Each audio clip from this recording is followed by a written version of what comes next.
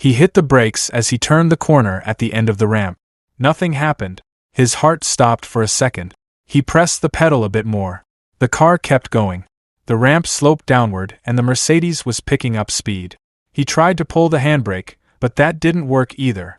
Hey everyone, welcome. Today's story is about the life of New York's wealthiest hospital owner, who suddenly finds herself in a whole new ball game. After a strange accident, he's shocked to find out who the janitor was that saved him. You'll be hooked on this story of secrets, betrayal-filled friendships, and an unexpected love story. Have you ever thought that your closest friend could betray you? Sometimes reality is more complicated than it seems. If you're ready, we're about to take an emotional journey. Dear viewers, before we get started, please let us know in the comments where you're watching from and don't forget to rate the story from 1 to 10 at the end. Your comments are really important to me, and if there's a story topic you'd like, just let me know. Let's get started and enjoy the story. Even in the evening, Williams Medical Center in the heart of Manhattan was a busy place. The 30-story glass and steel behemoth was always humming with sirens and the emergency room lights never went out. Robert Williams was driving his dark gray Mercedes S-Class and talking on the phone. "Jonathan, I'm afraid tonight's meeting is definitely going to be postponed," he said, sounding tired. "We need to review our post-accident protocols." The voice on the phone was calm but determined. "Hey, Robert, this deal is huge. We don't want to keep our pharmaceutical partners waiting." Robert rubbed his forehead. This successful man, who was approaching 40, felt the weight of managing the hospital empire he inherited from his father on his shoulders. "Okay, Jonathan, but we'll handle it early tomorrow morning." He ended the call and followed the ramp road that led down to the B1 level of the parking garage. The Mercedes' strong engine purred softly. Robert was pretty relaxed about heading back home after a long day. Tomorrow was going to be a whole new ball game with new decisions and responsibilities. He hit the brakes as he turned the corner at the end of the ramp. Nothing happened. His heart stopped for a second. He pressed the pedal a bit more. The car kept going. The ramp sloped downward and the Mercedes was speeding up. He tried to pull the handbrake, but that didn't work either. "Damn it," he shouted, panicking at the wheel. The concrete walls of the parking garage were coming at him. The car was out of control. Robert turned the steering wheel left and right, but there was no room to maneuver in the narrow parking garage. Then, out of nowhere, a huge concrete pillar just appeared in front of him. In the last second, he closed his eyes. Crash. The front of the Mercedes was buried in the concrete pillar. The airbag popped open, throwing Robert's body forward and then slamming him back into the seat. The windows shattered and the engine short-circuited. There was smoke coming from the car's hood. Jessica Clark was standing next to the cleaning cart in the corner of the hospital parking garage, winding up the cord on the electric vacuum cleaner. She'd finished cleaning the third floor and was heading down to the lower level when she heard a terrible crash. When she looked up, she saw a car with smoke coming from the other end of the parking garage. Her heart was beating super fast. She dropped her cleaning supplies and started running. As she got closer, she saw how badly the Mercedes was damaged. The front of the car was completely crushed. She saw something moving inside. She looked out the window and recognized the driver. Robert Williams. Jessica's world stopped for a second. The guy who ruined her life 3 years ago was now facing life and death right in front of her. The car's engine was hissing, and there were sparks flying from the electrical cables. The smoke was getting thicker. At first, she was just feeling vengeful. Let him die, she thought. He's getting what he deserves. But then she saw Robert's head covered in blood, trying to open his eyes. Her human side, her doctor's soul, won out. She saw Emma's face. "You're not a killer, Jessica," she whispered to herself.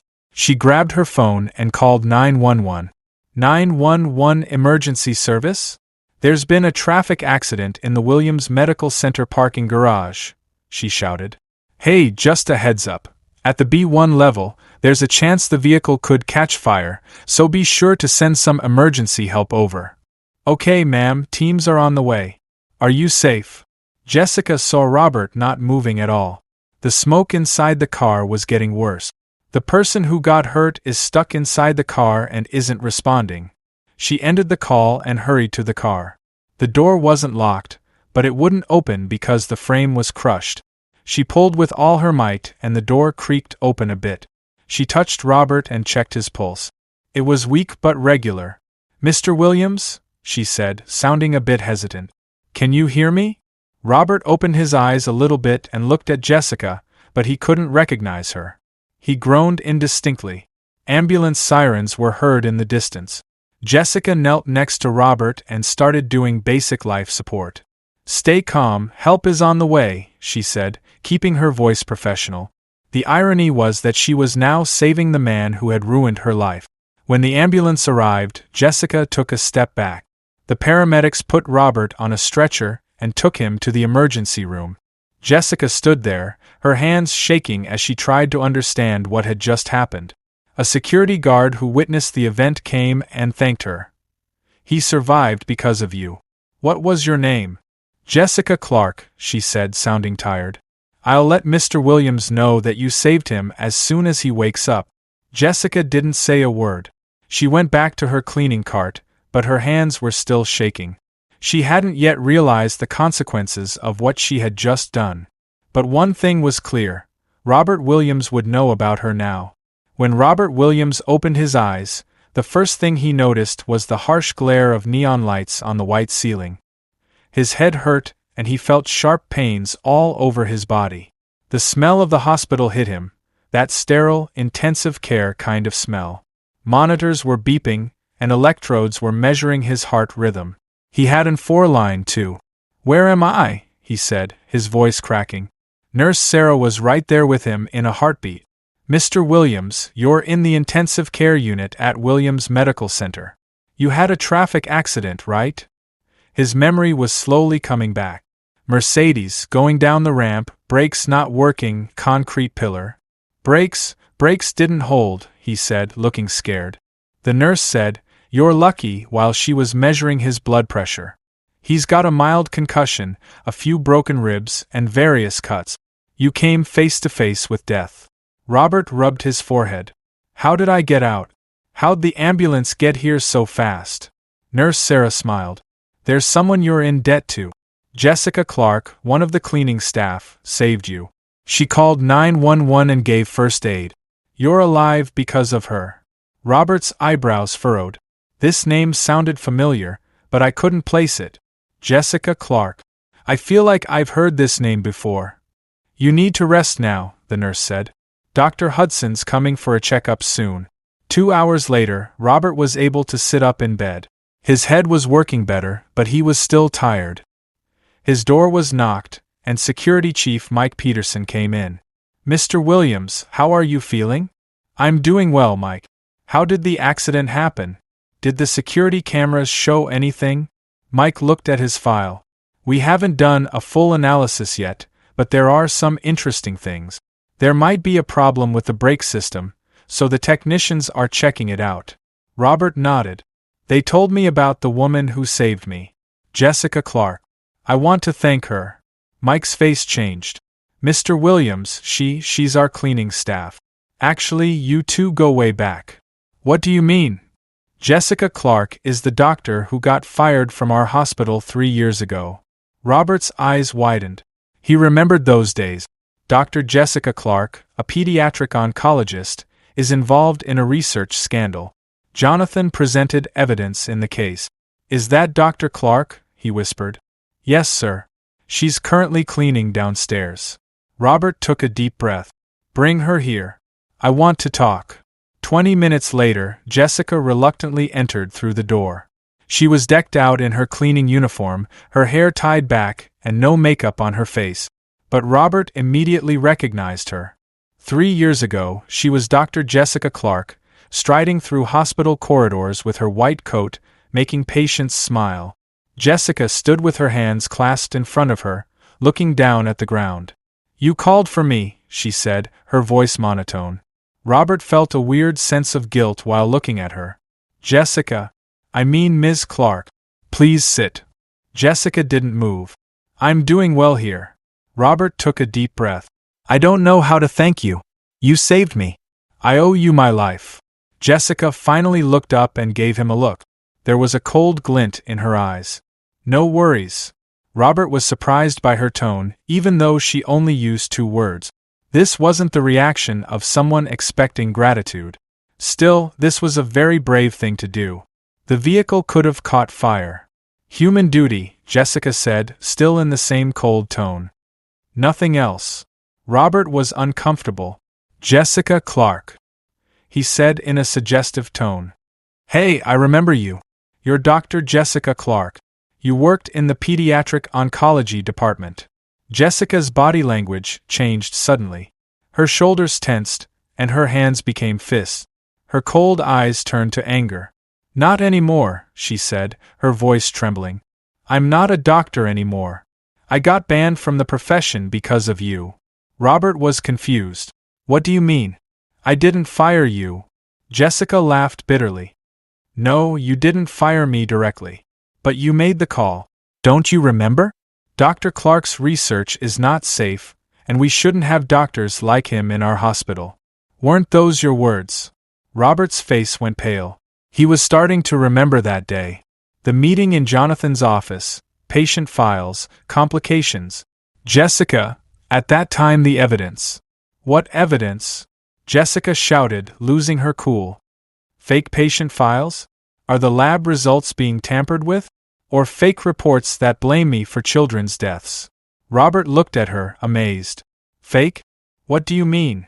Jessica took a deep breath, trying to keep her cool. I've been trying to find the answer to this question for 3 years, Mr. Williams. Who sabotaged my research? Who prepared the fake evidence?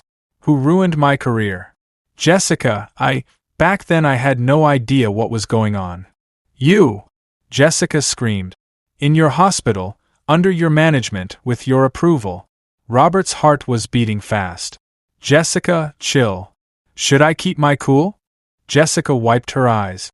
Should I be calm when I've been asking myself every night for the last 3 years whether to be calm or not? When my life's work was taken from my hands, when my name was smeared, when no hospital would hire me. Then there was silence. Robert didn't know what to say. Then he said, Even so, why'd you save me? Jessica lowered her voice, but her words came out even sharper. Because I'm not a killer like you. Robert's face had gone completely pale. Killer? Jessica. Yeah, killer. My research might have saved 10 kids. 10 innocent children. But they died because you stopped my work. Jessica walked toward the door, but then she turned and gave one last look. What do I mean? Mr. Williams, you have the blood of 10 children on your conscience. And I still don't understand why I saved you. She slammed the door and left. Robert was left in bed, totally confused. What did she mean? Fake evidence? 10 kids? Deep down, he had a bad feeling. 3 years ago, Williams Medical Center. When Dr. Jessica Clark came out of her lab, she had a big smile on her face. The test results she had were the result of months of research. The new treatment protocol she developed for her young patients in the pediatric oncology ward was showing good result. Dr. Clark. Linda called from across the room. What did Tommy's latest test show? Jessica showed the file. Perfect. The tumor has shrunk by 60%. Our protocol is working, Linda. It's really working. Linda clapped with delight. This is great news. Do you think you'll use it for other kids too? Absolutely. We got ethics committee approval, and the FDA application is ready. This treatment could save thousands of children's lives. As Jessica walked down the corridor, she felt proud and excited. It took 8 years of medical school, countless night shifts, and thousands of hours in the lab. Was it all worth it for this? When she got on the elevator, she got a message from Emma on her phone. Sister, when are you coming? I want to show you the new picture I drew. Jessica smiled and wrote, Tonight, sweetheart. I've got some great news for you. The next afternoon, she was called to Robert Williams' office. When she knocked on the door, she heard, Come in, from inside. Robert was sitting behind his desk, and CFO Jonathan Burke was beside him. Their facial expressions made Jessica uncomfortable. Dr. Clark, please sit down, Robert said, his voice serious. Jessica was sitting there, totally confused. Is there a problem, Mr. Williams? Jonathan started to say something, Dr. Clark, we've got some serious concerns about your research protocol. Concerns? What's the concern? The results are perfect, Tommy's condition. You mean Tommy Morrison, right?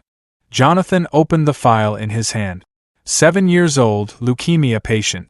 One of the kids we tried your method with is doing well. Jessica nodded. Yes, he's doing really well. Jonathan took out some papers from the file. Is this your report, Dr. Clark? Jessica looked at the papers and stopped. This wasn't the report she wrote. No, this isn't my report. Your name is written here, Robert said, sounding disappointed. Tommy Morrison, issues after treatment. Jessica looked over the papers. Her name was at the top, but the content was completely different. This is fake.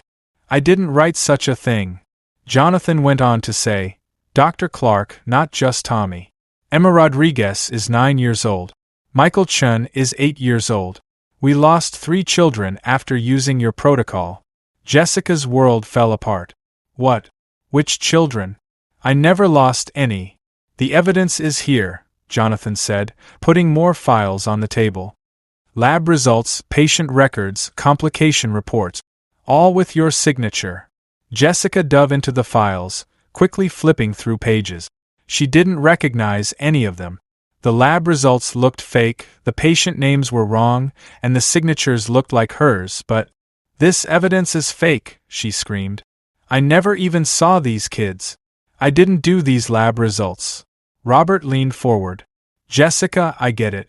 This is a tough situation. But the evidence is clear. What evidence? Jessica stood up. Who brought these? Jonathan looked at her coldly. That's not important, Dr. Clark. What's important is that 3 innocent children died because of your experimental treatment. I didn't kill anyone. Jessica was crying and her voice was shaking. This is a conspiracy. Someone's out to get me. Robert stood up. Jessica, chill. I know this is tough. Robert, you know me. Jessica turned to him. I've been working here for 5 years. Thankfully, none of my patients died. I save children, I don't kill them. I know, Jessica, but what? Jessica was crying. Do you think these fake evidence is legit? Jonathan jumped in. Dr. Clark, being emotional doesn't change the situation. The FDA and the medical board are going to look into this. Shut up. Jessica turned to Jonathan. Who are you? I'm talking to Robert. Robert took a deep breath. Jessica, if this evidence is true. It's not true. If it's true, I'll have to remove you from duty. Jessica stopped moving. What? Robert looked away. Your research is going to be put on hold. The medical board will examine you, and you can no longer treat child patients. Jessica's world fell apart. Robert, don't you trust me? Robert looked at her, but didn't say anything. Jonathan's evidence was pretty clear. There were 3 reports of dead children, and they didn't seem fake. Jessica, the evidence is very clear. Jessica's face went completely blank. I get it. She walked toward the door, then stopped. Hey, Robert, when you find out the truth, how do you think you'll feel? And then she left. This is the intensive care room. As Robert thought about this memory, he could see Jessica's face from that day. Could he have been wrong? Jessica stood by the door, looking at him. Remember now? Robert lifted his head. Jessica, that day. You didn't believe me that day, Jessica said resentfully. You believed the fake evidence your closest friend provided. My closest friend? Jonathan Burke. He was the one who brought that evidence. He was the one who made the list of children he said I killed. Robert had an aha moment. Jonathan? But why would he? Jessica laughed bitterly. Don't you get it yet? It's been 3 years, and you're still the same naive guy. Jessica, give me the scoop. What really happened? Jessica took a step toward him. You asked why I saved you, right? Because I'm not a killer like you. I don't kill innocent children. Robert's heart was beating fast. Did those kids really die? Which children, Mr. Williams? Tommy Morrison? He's 10 now and living in Portland. I talked to his family on the phone last week. Emma Rodriguez? She's healthy too. Michael Chun? That child never even existed. Robert was pretty freaked out. What do you mean? I mean, Mr. Williams, fake death certificates, fake patient records, fake lab results. It was all just a game. Robert swallowed. But why? Why would Jonathan do such a thing? Jessica looked him straight in the eye. I've been asking myself this question for 3 years. I'm working as a cleaning staff in this hospital to find the answer. Robert looked at her, amazed. Hey, cleaning staff, you're here? For revenge? Yes. To show you what you did. Then there was silence. Robert was totally confused. Jessica, he said slowly. If you're really innocent. If. Jessica's voice was totally flat. Robert took a deep breath. Then tell me the truth. Everything. From start to finish. Jessica looked at him for a long time. At last, she spoke. First, I've got to find the evidence, she said, and slammed the door before leaving the room. Do you think Jessica is telling the truth, or is this part of her revenge plan? Share your thoughts in the comments. After leaving Robert's room, Jessica started to feel more clear-headed as she walked down the hall. You need to find evidence, he had told her. But where would she even start? She needed concrete proof for the answers she had been seeking for 3 years. Robert's confused looks, his hesitation when Jonathan's name came up. There must be evidence of this somewhere. As she pushed her cleaning cart, she thought about the 3 months she had spent in these hospital corridors. She'd been here for one thing only, to find the truth. But now, it seems like the truth is a bit more complicated than she thought. Jessica! She heard voices calling from behind. Security guard Mike Peterson was heading her way. Mike, is something wrong? I heard you spoke with Mr. Williams. How did it go? Mike's voice was worried. Jessica stopped. It went well.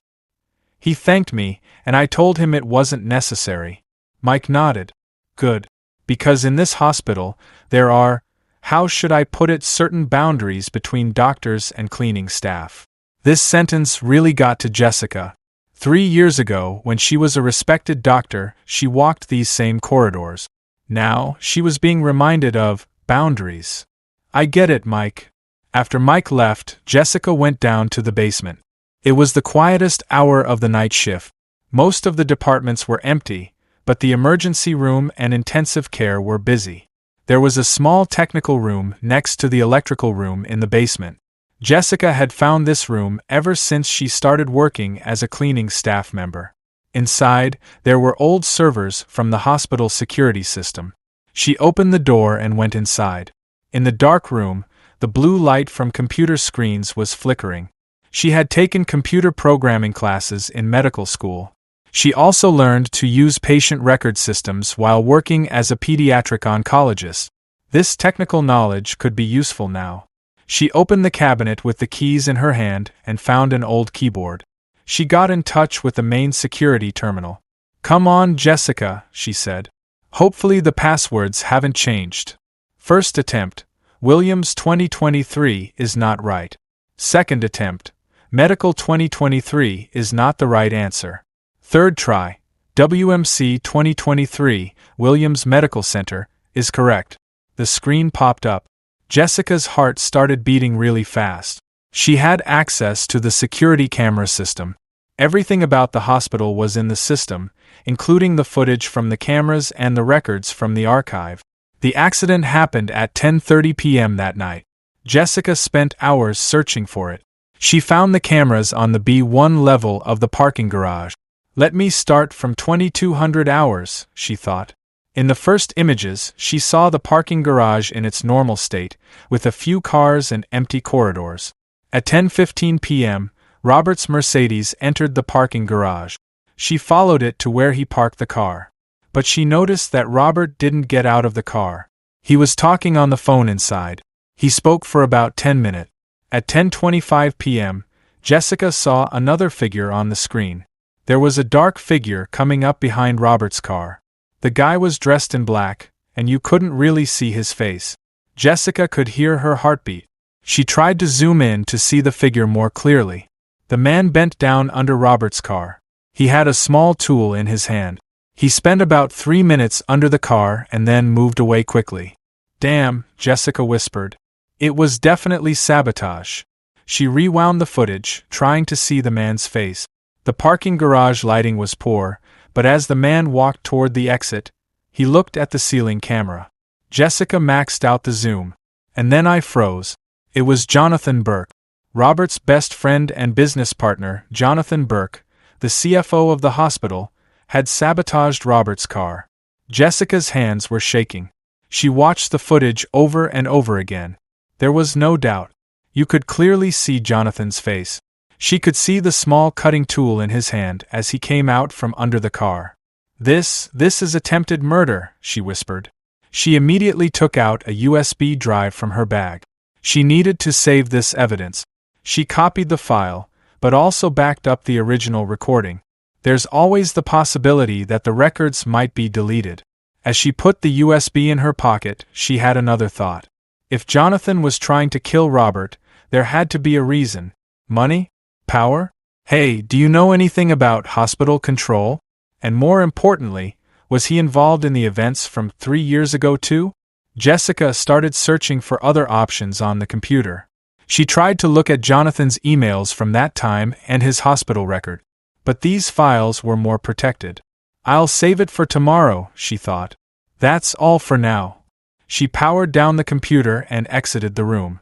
As she walked down the hall, she felt the USB in her pocket, her heart beating faster.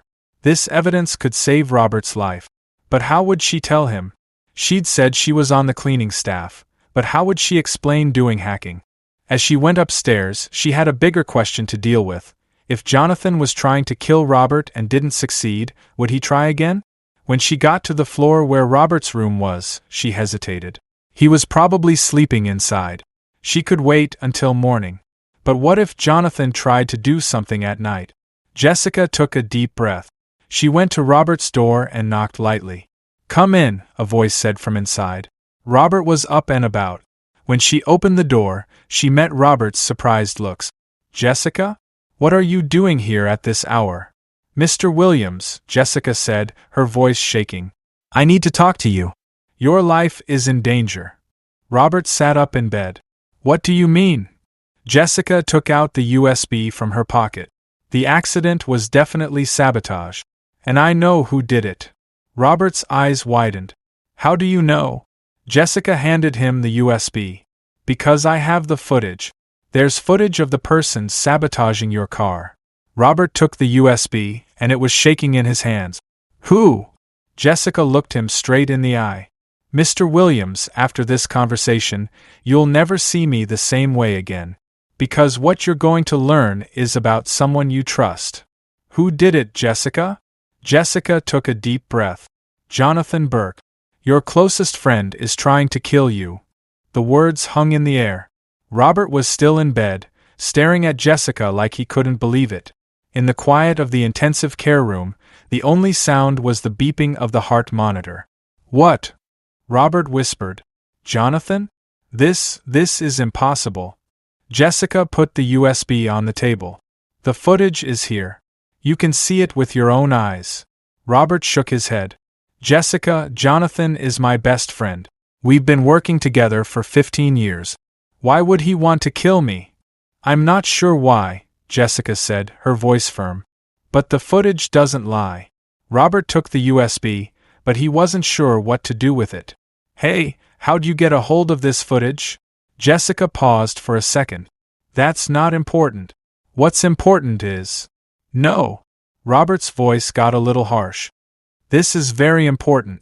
How does someone on the cleaning staff get access to security cameras?" Jessica looked at him with her heart beating pretty fast. I. What are you, Jessica? Did you hack? Did you illegally enter the system?" Jessica didn't say anything. Robert was right. This was a crime. Robert leaned forward. "Jessica Clark, what are you doing here at the hospital? Did you come to clean, or do you have something else in mind?" Jessica's face got all red. "Of course I have other purposes.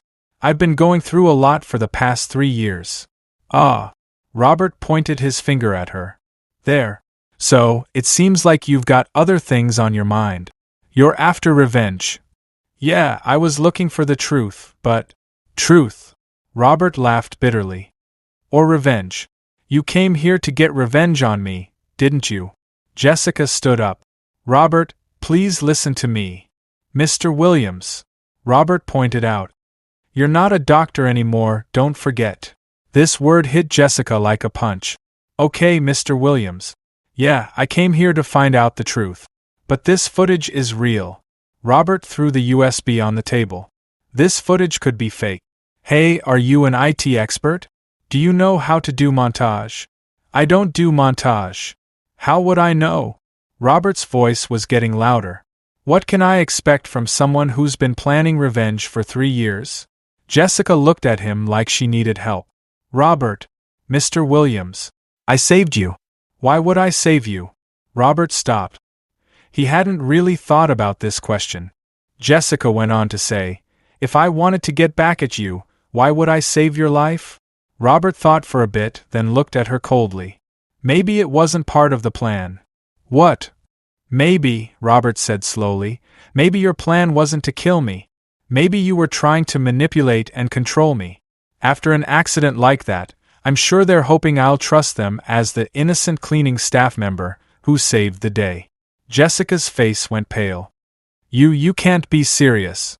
I'm very serious, Robert said. You're a very smart woman, Jessica. You were smart when you worked as a doctor, and you're still smart now.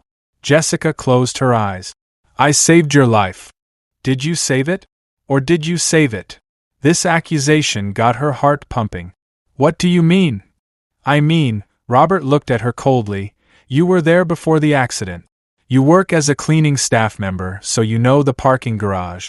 You were there before the accident, and you immediately became the savior after it. You're saying I tried to sabotage things? I'm not accusing you of anything, Robert said. I'm just saying there are too many coincidences. Jessica was shaking. Then check out the footage. See Jonathan. How can I be sure this footage is real? You illegally entered the system, so you could have done montage. I did not do montage. Lower your voice. Robert said. This is a hospital. Jessica was breathing deeply. Robert. Mr. Williams, please believe me. Why should I believe you, Jessica? I believed you 3 years ago too. What was the result? Then they did me wrong too. Or, Robert said slowly, you were playing games then too. This word finished Jessica off. She was leaning against the wall, crying. I was trying to help you. Or you were trying to trap me. Jessica lifted her head and her eyes had turned red. Jonathan will attack you again. Next time you won't have a chance. Robert took his phone. Jessica Clark, you need to get out of this hospital right now. What? Get out of this hospital. Otherwise, I'll call security, accuse you of illegally accessing the system, threatening hospital security, and harassing me. Jessica stopped moving. Harassment. Yeah, you're annoying me. You've got threats and conspiracy theories. Jessica stood up, her hands shaking. When you learn the truth. I know the truth, Jessica. Here's the truth. You're a crazy ex-doctor seeking revenge. And I won't give you another chance. Jessica walked toward the door. Your closest friend will kill you, and you're still angry at me. Get out of that room. Jessica stopped, turned one last time. Mr. Williams, I hope you're wrong. Because when you learn you were wrong, it'll be too late. She slammed the door and left. Robert was left alone, his heart beating rapidly. He glanced at the USB on the table. He thought about taking a closer look, but then decided to just toss it in his drawer. Jonathan, he said quietly. No way. But Jessica's desperation was clear in her eyes, and he could still hear her voice. Jonathan will kill you. Robert shook his head. That's ridiculous. Jonathan is my bestie. Outside, Jessica was walking in the hallway, sobbing. This moment she'd been planning for 3 years wasn't what she'd hoped it would be. Now Robert was totally defenseless against Jonathan's next attack. Do you think Robert overreacted? Or is it normal for him not to suspect his closest friend? And feel free to share your thoughts in the comments. We're all ears, whether you think he's on the money or not.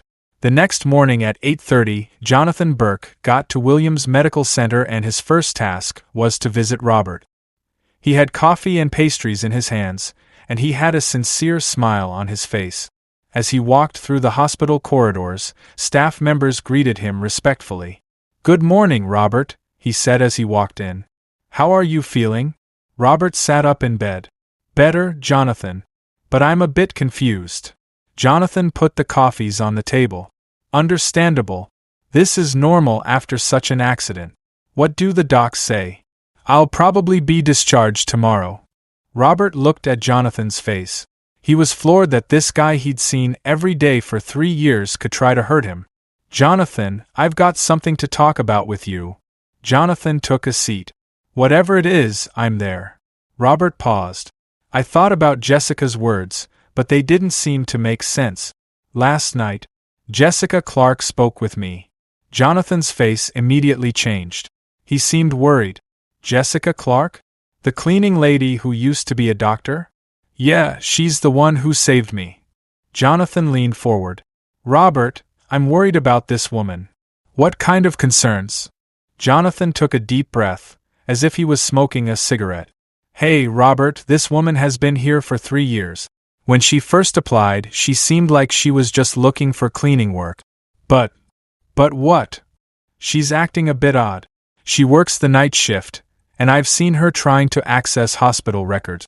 I chatted with Security Chief Mike, and he said he'd also noticed some strange stuff." Robert was confused. "What kind of abnormalities?" Jonathan got up, went to the window. "Hey, Robert, I think this woman is trying to pull a fast one on you. You fired her, and now she's out for revenge. She's trying to gain your trust by saving you after the accident."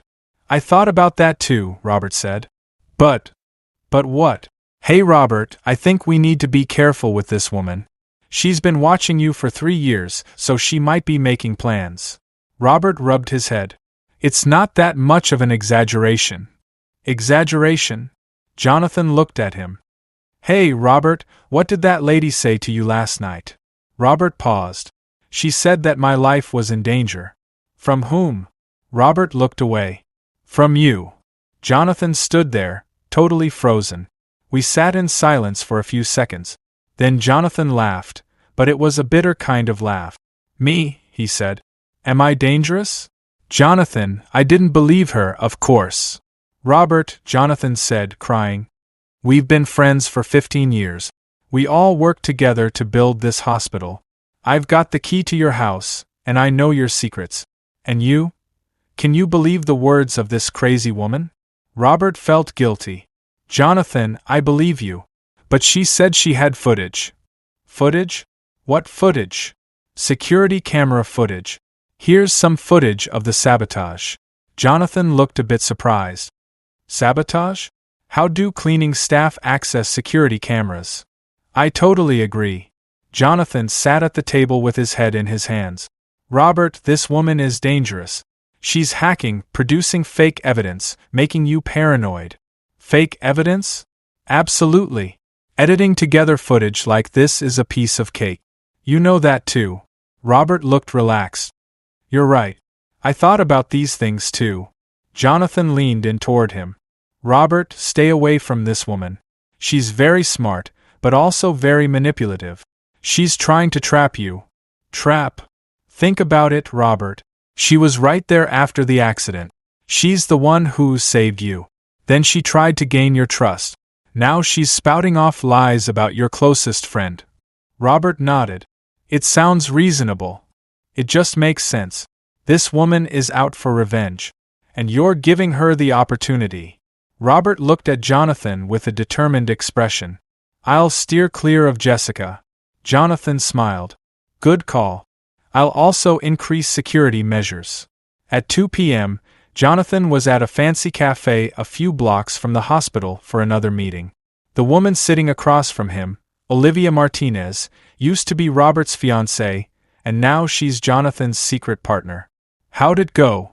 Olivia asked, stirring her coffee. "Perfect," Jonathan said. "Robert definitely doesn't believe Jessica anymore." Olivia smiled. "Good. But is it enough?" Jonathan thought. "Jessica is a smart woman. She might not give up. Then we should speed up our plan." Jonathan nodded. Olivia, I need your computer skills.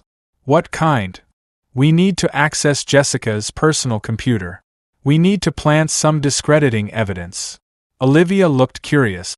What kind of evidence? Jonathan leaned in with a secret smile. Robert's got some angry notes. Revenge plans. Maybe death threats. I see. How much time do I have? Until tonight, anyway. Tomorrow security's going to grill Jessica. Olivia opened her laptop bag. I know her address. From the files from 3 years ago. Perfect. The two of them worked in silence. While Olivia's fingers danced rapidly on the keyboard, she was infiltrating Jessica's home system. I'm in, she said after half an hour. She's using an old laptop. No security. What can you find? Olivia checked the screen. Mostly job applications and hospital research. But what? She's done a lot of research about Robert here. News, photos, hospital records. Jonathan got excited. Perfect. We can make this look like an obsession. Olivia started typing. She wrote, Robert Williams must die, then deleted it and rewrote it. This man ruined my life. I've got to ruin him. Good, Jonathan said. Write more aggressively. Olivia went on to say, my accident plan didn't work. I'll have to find other ways to do it. I also need to silence Jonathan Burke. Great. You included me too. What should we do now? Jonathan finished his coffee. Now we'll send this file to the security chief. Anonymous tip. Olivia smiled.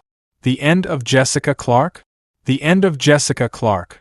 At 8 p.m., Jonathan stopped by Robert's again. Robert, I've got some bad news. What happened? Jonathan sat there with a serious expression. About Jessica Clark. They found some things on her computer. What kind of things? Jonathan took out the file. Death threats. I'm on your side, but I'm also against you. Against me too.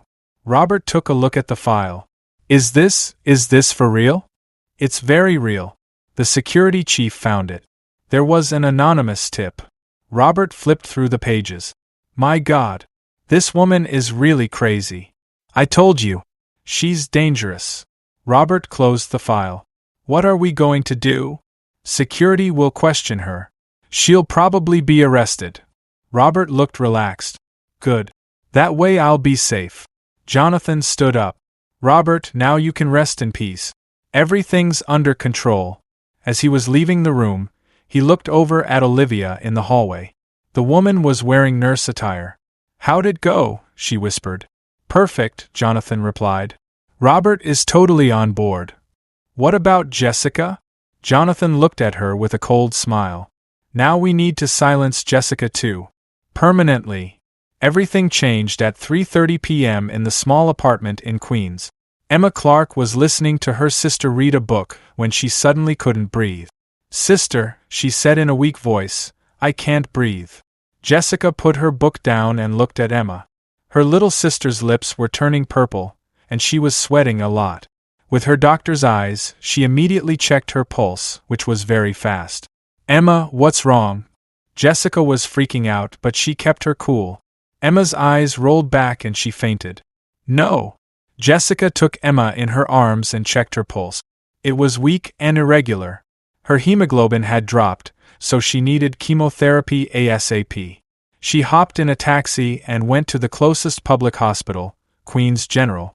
The doctor checked Emma out right away in the ER.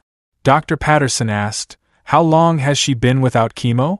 2 months, Jessica said, her hands shaking. We couldn't find the money. Dr. Patterson took a look at the test result. Bad news. The cancer cells have spread. We need to start urgent chemo otherwise. Otherwise what? 2 weeks left. Jessica's world fell apart. How much will it cost? $15,000 per week.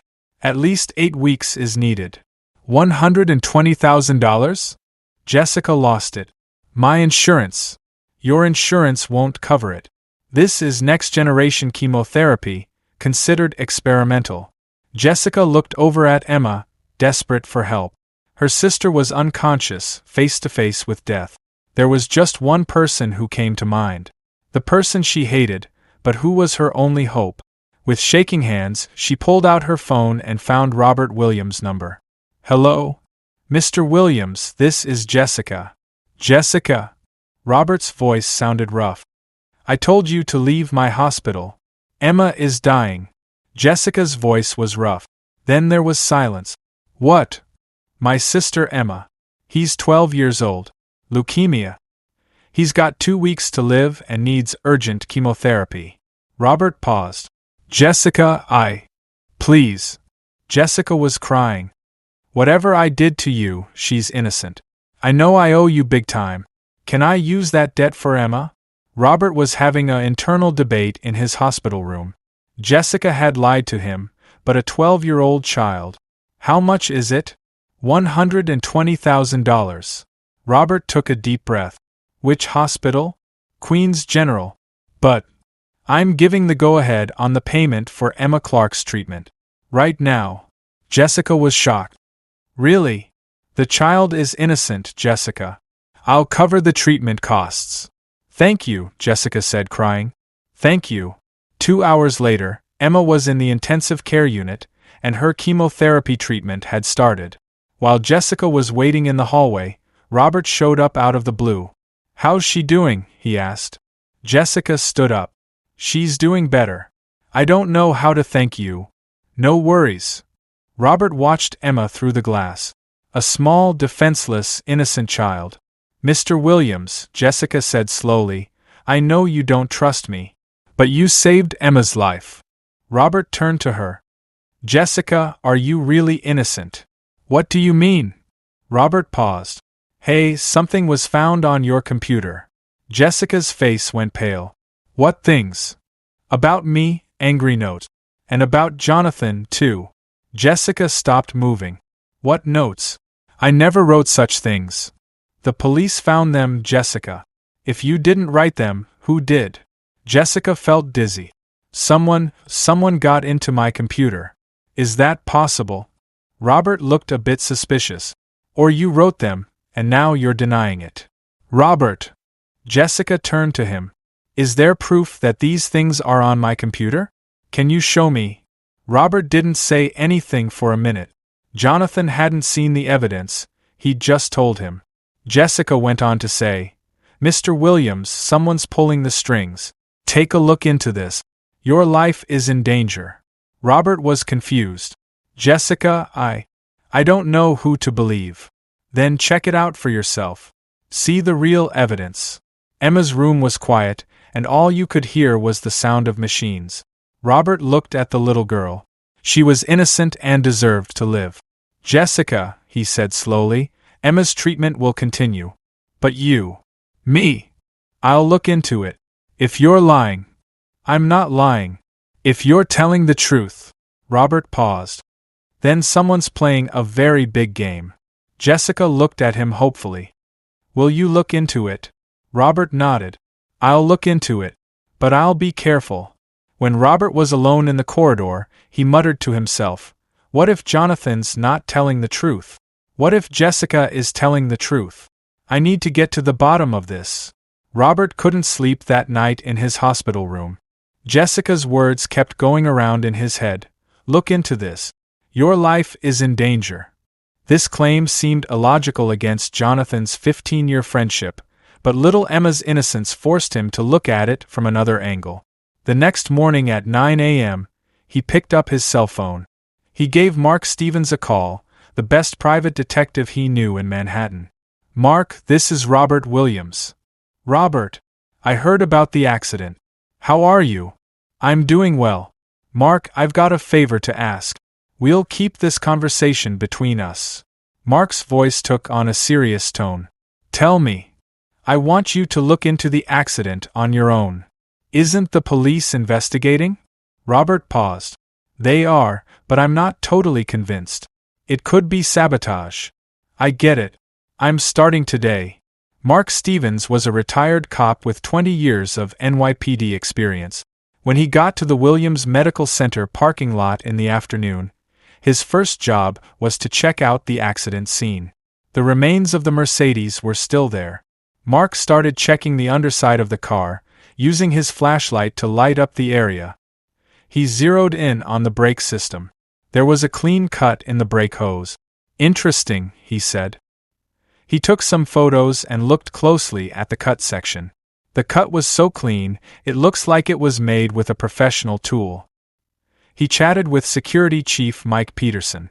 Did you talk to the cops about the accident? Yeah, they did a routine inspection. Did they check the brake system? Mike looked a bit annoyed. I'm not sure. Why? This is definitely sabotage. Mark spent the next 2 days going over Jonathan Burke's financial record. He used his old police connections to get into Jonathan's account. He was surprised by what he found. Here are some strange money transfers from the last 6 months. There's $1 million in a Cayman Islands account, $500,000 under security services, and $300,000 for technical consulting. He looked at Jonathan's credit card record.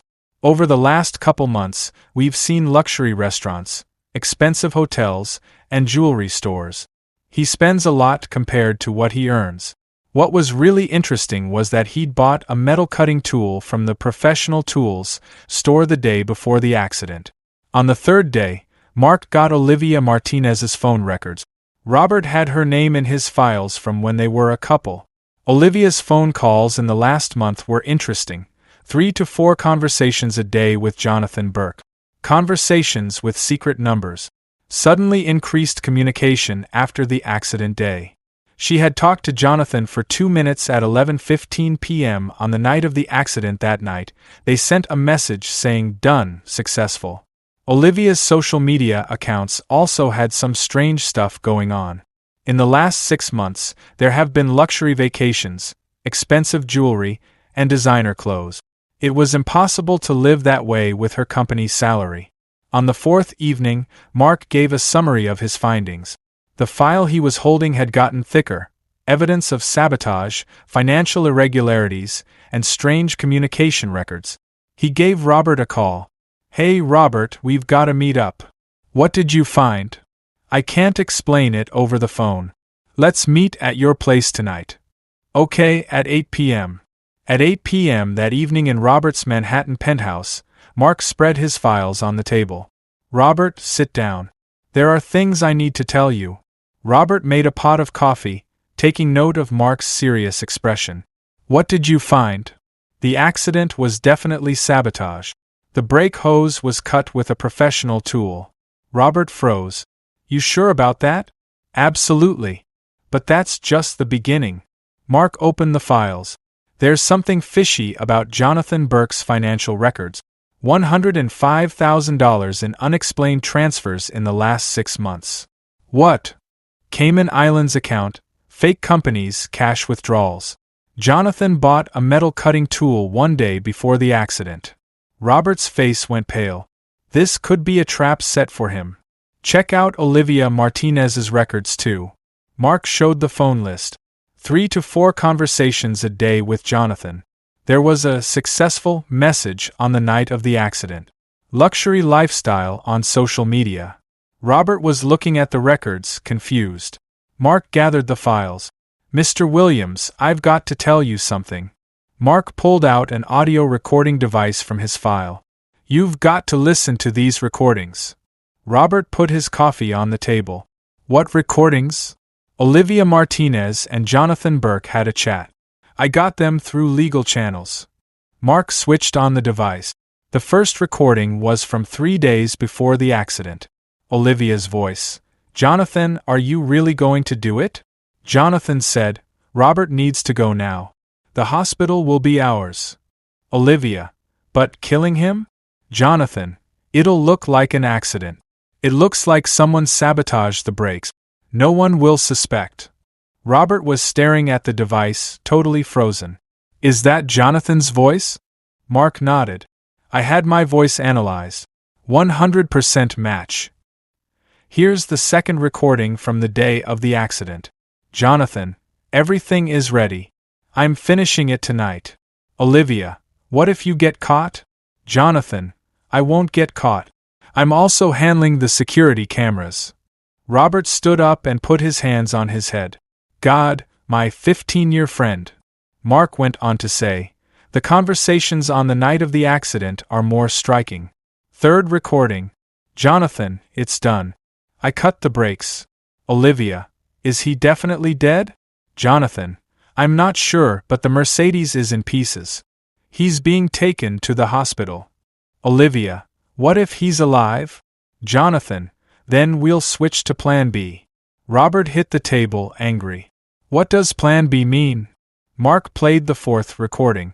Olivia, Robert is alive. What are we going to do? Jonathan, we'll blame Jessica Clark. She's already seeking revenge, and no one will suspect. Olivia, how will you do it?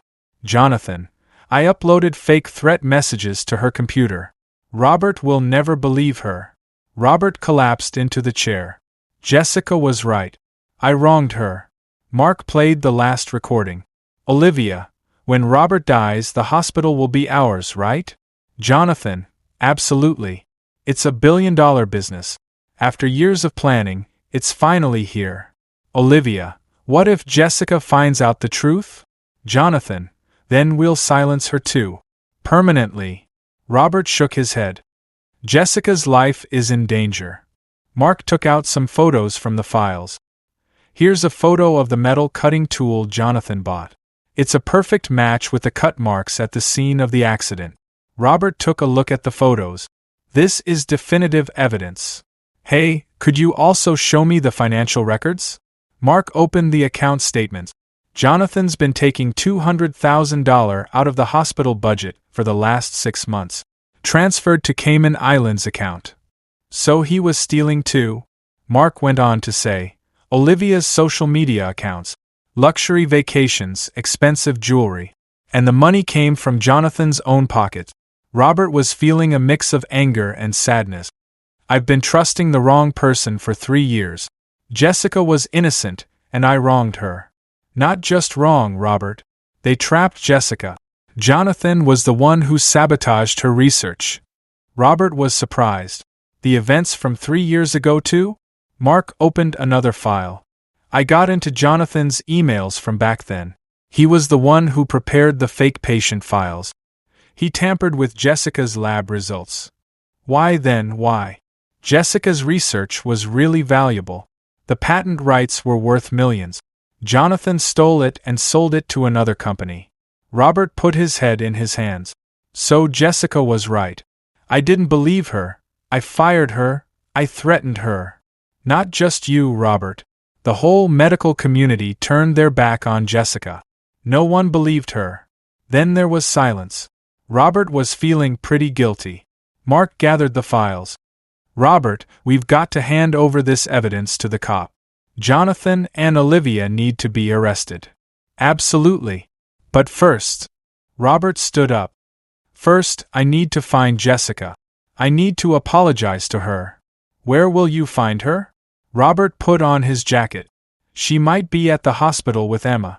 Or at home. Be careful, Robert. If Jonathan finds out you know the truth, he probably already knows.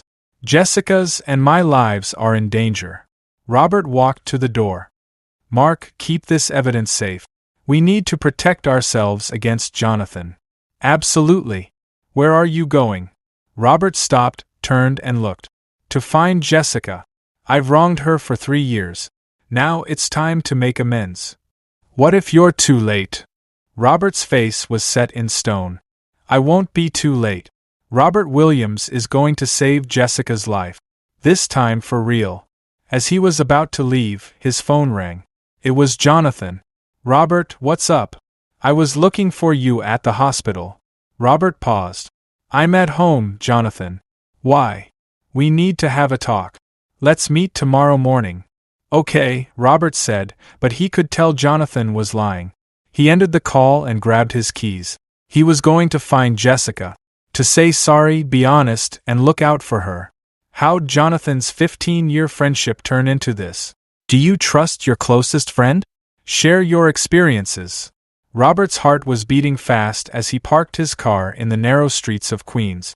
He had Jessica's address, so he went to an old 3-story apartment building. He thought about the fancy life he lived in his Manhattan penthouse, and it made him feel even worse about Jessica having to live there. He rang the doorbell.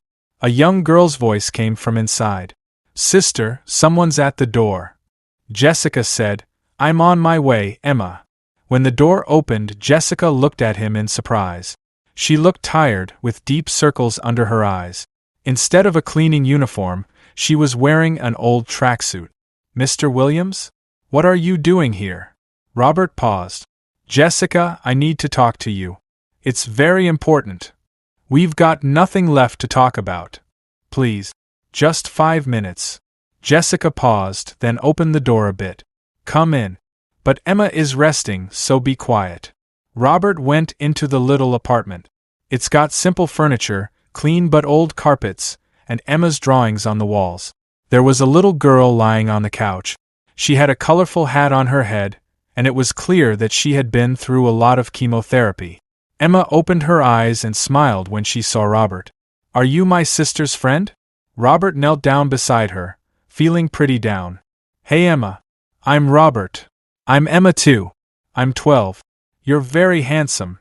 Jessica jumped in. "Emma, this is Mr. Robert Williams, the hospital owner. He's covering Emma's treatment." Emma's eyes widened. "Really? You're my hero." Robert tried to smile. "I'm not a hero, Emma. Just someone trying to help." Emma took Robert's hand. "Sister always cries. She's pretty upset with you. But I feel it, you're a good person."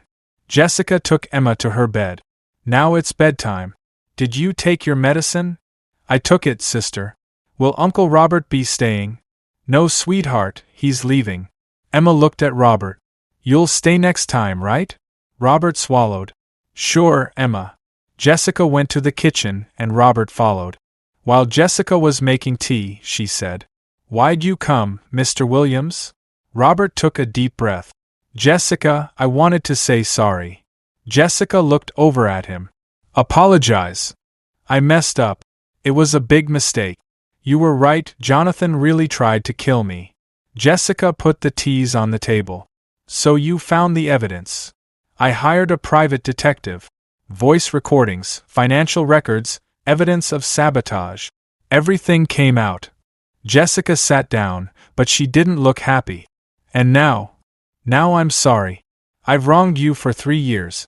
Jonathan trapped you, stole your research, ruined your career." Jessica looked into his eyes. "I knew." "You knew." "I've known for 3 years. But no one believed me." "You didn't believe me either." Robert nodded. "You're right. I should have believed you." Jessica stood up. "Mr. Williams, it's too late." "What do you mean?" "Trust is gone. For 3 years, I tried to clear my name. No one paid any attention. They rejected my job application. The medical community ostracized me." Robert stood up. "Jessica, we can work things out." "How? Will you bring back time? Will you bring back the patients I lost?" Jessica was visibly nervous. "Do you know how many children's lives I could have saved? If only I had finished my research, how many lives could have been saved?" Robert looked at her, feeling a bit guilty. "Jessica." "No." Jessica was pretty upset. "You only covered Emma's treatment with your money. This doesn't make you a hero." "You're right. But what can I do now?" Jessica looked out the window. "Nothing. It's too late." At that moment, there was a sound coming from Emma's room. "Sister, don't let Uncle Robert leave." They both hurried to Emma's room. The little girl was sitting in bed, crying. "Emma, what happened?" Jessica sat beside her. "I heard you arguing. Is Uncle Robert leaving?" Jessica gave Emma a hug. "No, sweetheart, we were just talking." Emma looked at Robert. "Uncle Robert, did you upset my sister?" Robert knelt down next to Emma. "Emma, I wronged your sister. I'm very sorry." "Then why don't you apologize?" "I did, but it's not enough." Emma turned to Jessica. "Sister, Uncle Robert is sorry. Good people make mistakes, but they also fix them." Jessica looked at her sister, surprised. "Emma, I feel it, sister. Uncle Robert is a good person. His heart is clean." Emma took Robert's hand. Make my sister happy. She's really down. Robert looked at Emma. This 12-year-old was smarter than the adults. Emma, I promise your sister. I'll try to make her happy. Jessica stood up. Emma, you need to get some sleep. Don't let your medicine's effect wear off. Emma laid down but looked at Robert. Hey, do you think you could swing by tomorrow? If your sister's cool with it. Emma turned to Jessica. Sister, please. Uncle Robert cracks me up. Jessica paused for a second. We'll see, Emma. Jessica and Robert were sitting across from each other in the living room. You love Emma very much, Robert said. She's my everything. I raised her after our parents passed away. She's a strong girl. She's learned a lot from you. Jessica wiped her eyes. It was tough. Especially the last 3 years. Robert leaned forward. Jessica, I can't change the past. But I can change the future. How? I'll fight for you to get back into medicine. I'll clear your name. I'll expose Jonathan's lies. Jessica looked a bit suspicious. Why are you saying such things? Because I learned you were right. Because I wronged you. And because... Because what? Robert paused. Because you're a wonderful doctor. The world needs people like you. Jessica looked at him, but didn't say anything. Jessica, give me a shot. I'll be by your side during Emma's treatment. If I messed up, I'll own up to it. Jessica thought for a long time. Just for Emma. Robert smiled.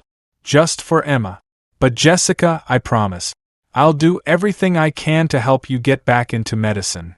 The next morning, Jonathan Burke was sitting in his office reading the private detective's report that said Robert had left his house the night before.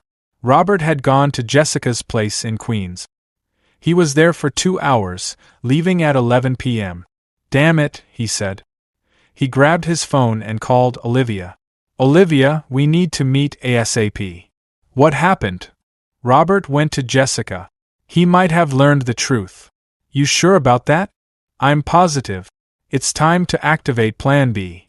They met at the luxury cafe at 10 a.m. Olivia looked concerned. Jonathan, if Robert found out the truth, he'd call the cops. He hasn't called them yet. But we need to act before he does. Jonathan showed some photos from his phone. Emma Clark. He's 12 years old. Jessica's only weak point. Olivia looked at the photos. Are you going to harm the child? I won't. I'll just give a little scare. As long as Jessica keeps her distance from Robert. What if it doesn't work? Jonathan looked at him coldly. Then we'll actually cause harm. That afternoon at 2:30, Jessica was at Queen's General Hospital with Emma. The chemo session was over and Emma was sleeping. Her phone started ringing. The number isn't known. Hello? Jessica Clark? Yes, who is this? Who I am doesn't matter. What matters is Emma's safety. Jessica stopped moving. What? Look to the right in the hospital corridor. Jessica turned her head. At the end of the corridor, there was a guy in a black jacket watching her. Do you see him? The voice said. Hey, what's your name? What do you want? Stay away from Robert Williams. Jessica's heart started racing. What do you mean? It's really simple, Jessica. Stop seeing Robert. Otherwise, bad things might happen to Emma. Don't touch Emma. Jessica was visibly nervous. She's not in our hands. But it could be very easy. Wrong meds during chemo, wrong dose. Jessica was panicking. You're crazy. We're not crazy, we're practical. We can't allow you to stand by Robert Williams. Who's saying this? You don't need to know that. Here's the thing. You'll steer clear of Robert. The phone just hung up. Jessica looked at Emma with shaking hands. Her sister was still sleeping, looking innocent and vulnerable. That evening at 7 p.m., Robert came to see Jessica. When he walked in, he could tell that the vibe in Emma's room had shifted.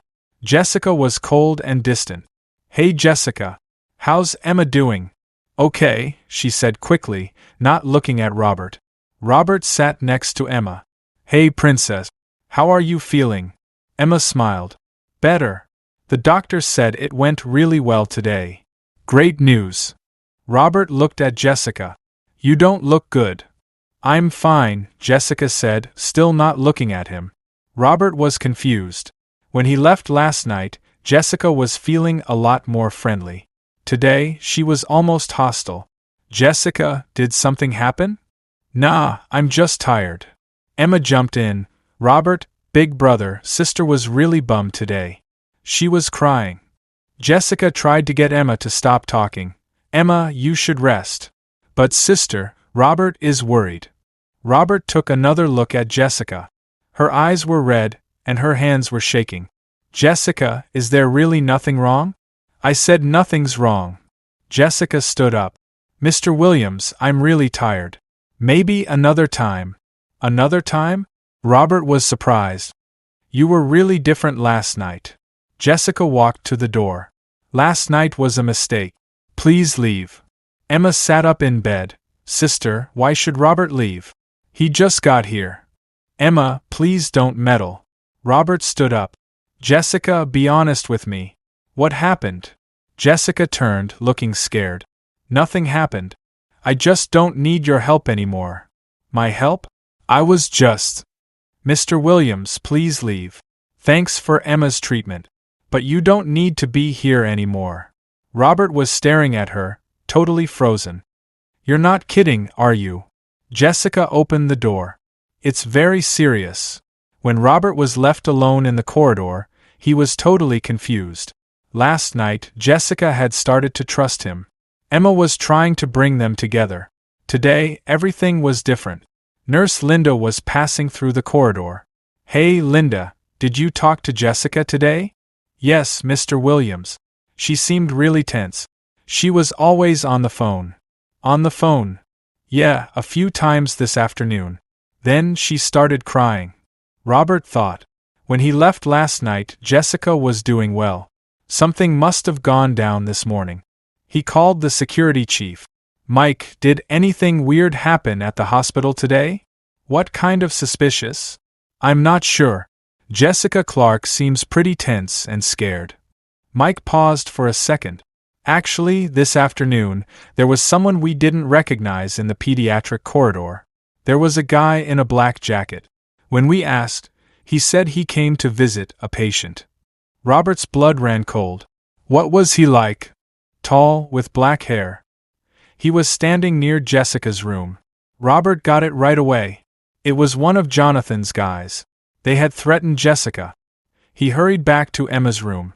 He knocked on the door. Jessica, open the door. I told you to leave.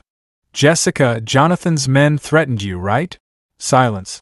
Jessica, open the door. They're threatening Emma, right? The door opened slowly. Jessica was crying. Robert, do us a favor and take a hike. They'll harm Emma. Robert came in and closed the door. Tell me everything. What did they say? Jessica told him, barely able to contain her shaking, that the phone call, the threat, Emma's meds. Robert was livid. Those jerks. Robert, please go. If something happens to Emma, I'll never forgive myself. Robert held Jessica's hands. Listen up. Emma won't be affected. But running away from Jonathan in fear isn't the solution. So, what's the plan? Robert looked at her with determination. I'm going to confront Jonathan one last time. It's time to end this game. That night at 10 p.m., Robert took out his phone and called Mark Stevens. Mark, we've got to hand over the evidence to the FBI. We can't wait anymore. What happened? Jonathan's threatening Emma. He might harm the child. Mark's voice took on a serious tone. I'm going to call the FBI right away. The audio recordings and financial evidence are enough to proceed. How long will it take? They'll start the operation tomorrow morning. Just be careful, Robert. A cornered rat is the most dangerous. The next morning at 8 a.m., FBI agent Sarah Mitchell and her team met with Robert. They reviewed the evidence in the conference room at Williams Medical Center. Mr. Williams, these audio recordings are definitive evidence. We'll arrest Jonathan Burke and Olivia Martinez. When? Today at noon. We'll catch Jonathan in his office first, then Olivia. Robert was relieved. Will Jessica and Emma be safe? Absolutely. We'll get undercover protection at the hospital. At 11:30, while Jessica was in Emma's room, Robert came in with 2 FBI agents. Jessica, let me introduce you. Agent Mitchell and Agent Rodriguez. They'll protect Emma. Jessica was surprised. FBI. They're arresting Jonathan. Everything will be over in an hour. Emma sat up in bed. What's up, sister? Jessica helped Emma calm down. Nothing, sweetheart. These guys will protect you. Agent Mitchell spoke. Ms. Clark, don't worry. Everything's under control. At 12:15, the FBI team raided Jonathan's office, but the office was empty. His secretary looked at the agents, confused. Mr. Burke didn't come today. It's strange, but he never misses his appointments. Agent Mitchell spoke into her radio. Target isn't here. Plan B is in effect. Meanwhile, at the hospital, Robert, Jessica, and the agents were waiting in Emma's room. Then, out of nowhere, someone started screaming in the hallway. Everyone stay where you are. The door opened. Jonathan Burke walked in with a gun. Olivia and 2 armed men were behind him. Nobody move. Emma screamed in fear. Jessica tried to protect her.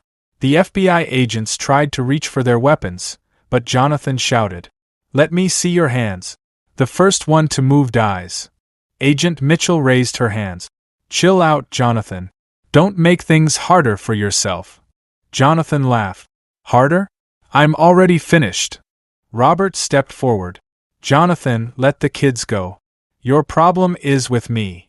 Yeah, Robert, I'm having a problem with you. Jonathan pointed the gun at Robert. For 15 years I lived in your shadow. You were the one making all the decisions and getting all the praise. Jonathan, we can talk. Shut up. Jonathan had gone mad.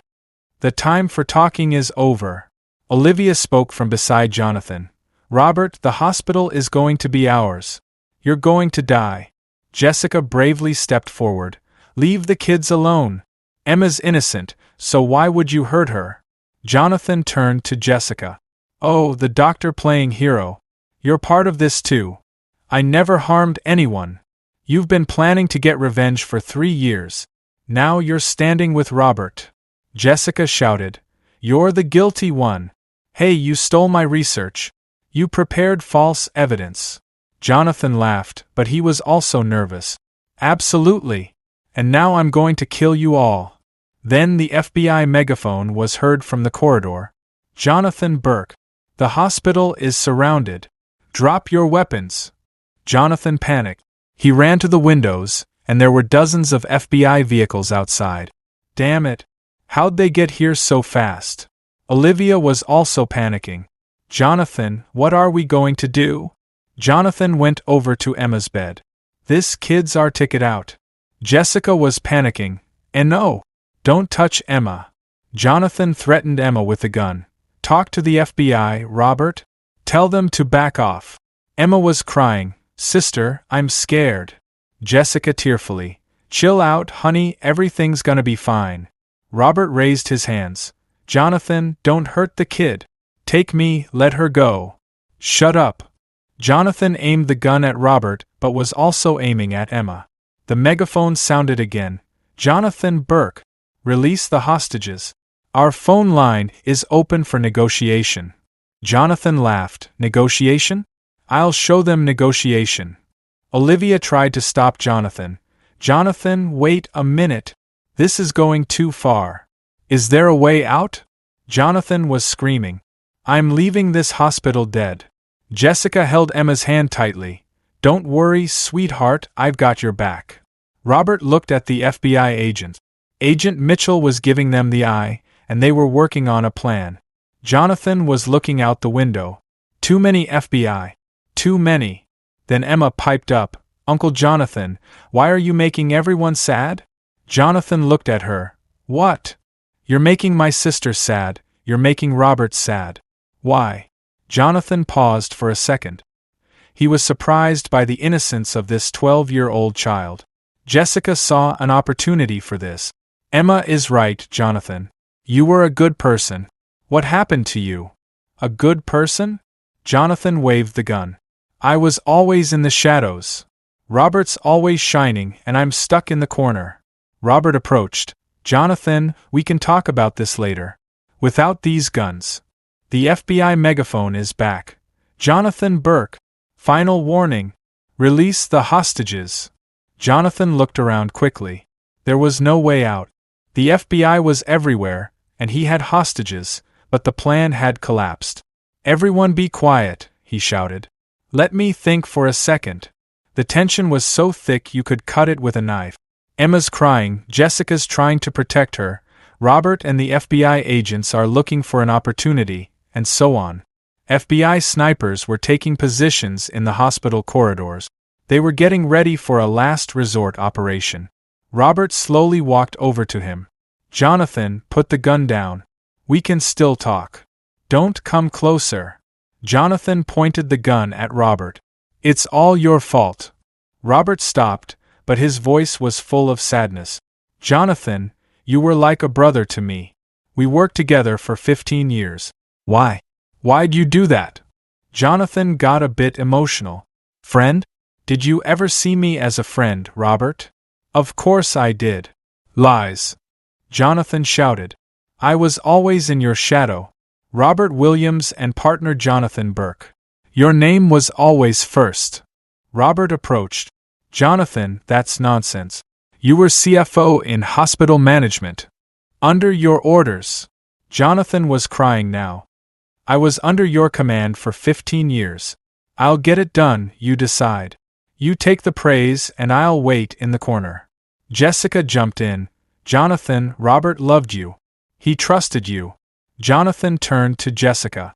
Shut up. You started this whole thing. Me.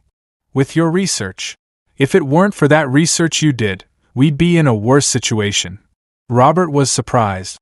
So, what's the connection between Jessica's research and the topic at hand? Jonathan laughed like crazy. Tell him, Jessica. What was the patent value of that research? Jessica swallowed. $50 million. $50 million. Jonathan shouted. I deserved that money. I was part of that research too. Robert was totally frozen. So, you stole Jessica's research to make some money? Yes. Jonathan wasn't hiding it anymore. And I sold it to another company. That money was mine. Meanwhile, Olivia was crying in the corner. Then FBI agent Mitchell approached her. Olivia, how'd you get mixed up in this? Olivia spoke through sobs. I loved Jonathan. He promised me a luxurious life. Were you willing? Olivia nodded. At first, yes. But then Jonathan changed. It became an obsession. Jonathan heard Olivia say, shut up. Olivia wasn't afraid anymore. No, Jonathan. That's enough. I can't take this anymore. What do you mean? Olivia turned to the FBI agent. Jonathan forced me. He made me kill Robert. I didn't want to, but he threatened me. Jonathan was shocked. Olivia, what are you up to? I'm telling the truth. Olivia stood up. Agent, he threatened me. He said, either you're with me or I'll kill you too. Robert was stunned. Olivia, did you get scared too? Olivia nodded. I was very scared, Robert. Jonathan's out of his mind. He's all about money and power. Jonathan was at his wits' end. Olivia had betrayed him, the FBI had surrounded him, and the hostages weren't working. Everyone be quiet, he shouted. But now his voice was weak. Emma said in a small voice, Uncle Jonathan, you're tired. Put down the gun. Jonathan looked at her. The 12-year-old saw it differently. To her, it was a sign of pity, not fear. What? Emma went on to say, you look really sad. Maybe if you talk, you'll feel better. Jessica tried to shut Emma up, but Emma kept going. My sister says angry people are actually sad people. You're really sad too. Jonathan's hand was shaking. This little child got him. Robert saw an opportunity. Jonathan, Emma's got a point. You're sad. I should have seen this. You couldn't see anything, Robert. You're right. I couldn't see. I'm sorry. Jonathan was surprised. What? I'm sorry, Jonathan. I let you down. I couldn't show how valuable you were. Jonathan was crying. 15 years, Robert. 15 years I waited. Yeah, I know. I was blind. The FBI megaphone sounded again. Jonathan Burke. Don't miss out. Drop your weapon. Jonathan looked around. Everything was over. Olivia had betrayed him, the FBI had surrounded him, and even Robert pitied him. He slowly lowered the gun. What have I done? Robert approached. Jonathan, you're still my friend.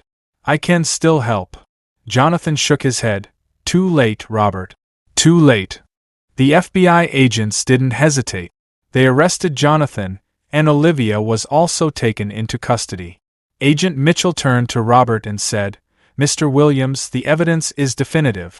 Jonathan Burke is going to be tried for attempted murder, fraud, and threatening crimes. What will his sentence be? At least 25 years. Maybe life. An hour later, the hospital was back to normal. Only Robert, Jessica, and Emma were left in Emma's room. Sister, Emma said, why did Uncle Jonathan do this? Jessica held Emma's hand.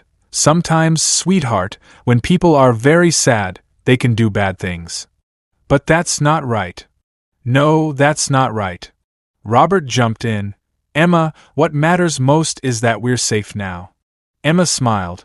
And that my sister gets to be a doctor. Jessica was surprised. What? Robert smiled. Jessica, the FBI got Jonathan's confessions. He admitted to stealing your research and preparing false evidence. What does this mean? Your name is cleared. The medical board will apologize. You can go back to medicine. Really? Really? And you'll get the patent rights to your research back. $50 million is yours. Jessica couldn't believe it. Can I be a doctor again? Robert put his hand on her shoulder. Not just a doctor, Jessica. You can be chief of staff. I'm offering you the position of head of pediatric oncology at Williams Medical Center. Jessica was crying. Robert, how can I thank you? Don't thank me. This is your right. Emma clapped. My sister's a doctor again. Hooray! That evening late, after Emma fell asleep, Robert and Jessica were chatting in the hallway. Jessica, Robert said, I was really unfair to you. It's in the past, Robert.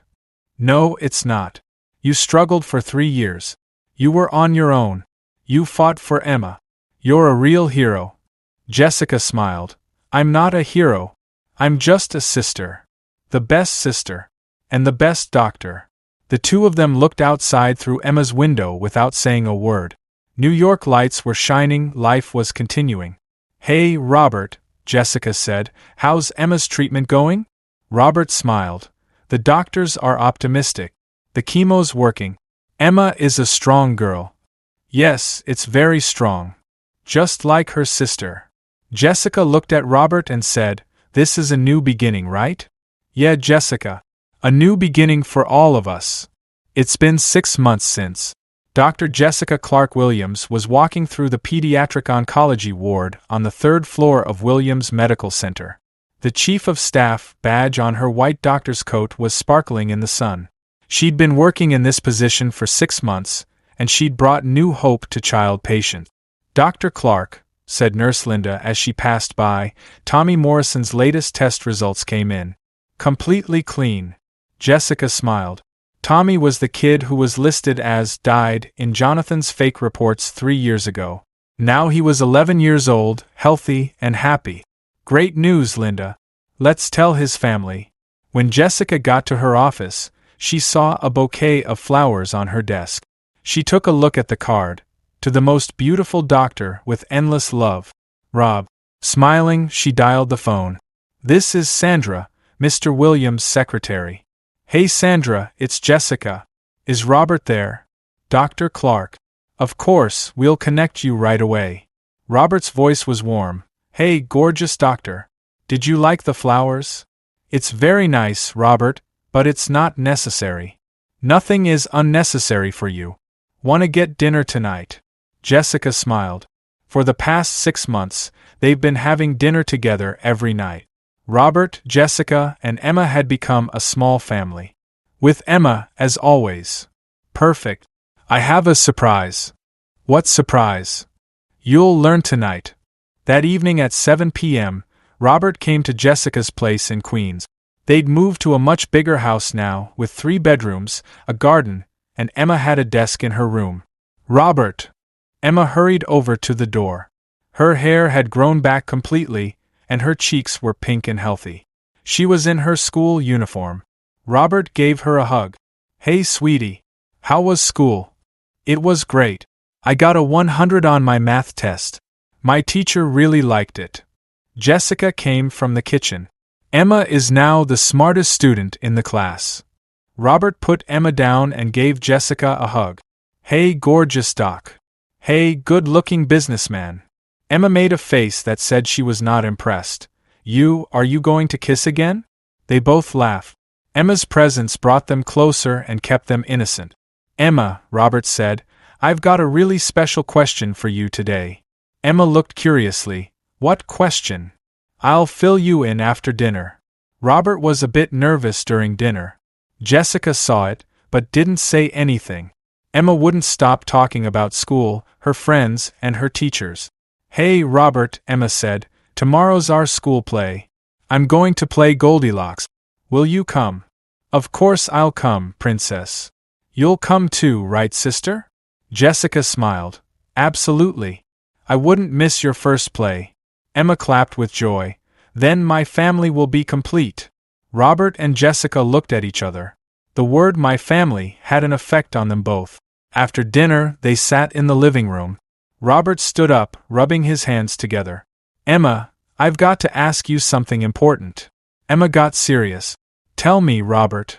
Robert looked at Jessica, then said to Emma, Emma, I love your sister very much. I know that too. She loves you too. Well, what would you say if I married your sister? Emma's eyes widened. Really? Jessica was surprised. Robert? Emma jumped up. You're getting married. Hooray. Then you'll really be my family. Robert took out a small velvet box from his pocket. But first I need to get your sister's answer. Jessica's heart started racing. Robert knelt in front of Jessica and said, Dr. Jessica Clark, I've had the happiest time of my life in the last 6 months. You, Emma, and we're a perfect family. Emma was clapping excitedly. Absolutely. Robert opened the box. Inside was a stunning diamond ring. Jessica, will you marry me? Hey, would you mind being Emma's mom for a bit? Can I spend the rest of my life with you? Jessica was crying. Robert, Emma couldn't stand it. Say yes, sister. Say yes. Jessica was laughing and crying. Yeah, Robert. Yes, I'll marry you. Robert put the ring on Jessica's finger. It fit perfectly. Emma screamed and hugged them both. Now I'll have a real family. Robert will be my big brother. Robert gave Emma a hug and said, I'm already your big brother, princess. But now it will be official.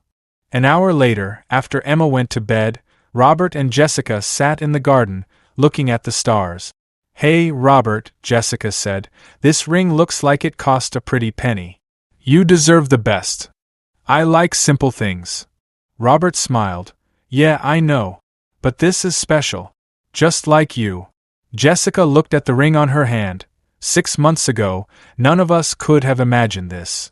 Life is strange, Jessica. The worst days can turn into the most beautiful days. Emma will be so happy. Are you happy? Jessica turned to Robert and said, I'm very happy. I've never been this happy. Robert kissed her. Same. Inside, Emma was watching them from the window, smiling.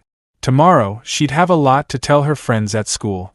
Now I have a big brother too, she whispered to herself. Robert and Jessica are getting married. And I'll be the happiest little sister.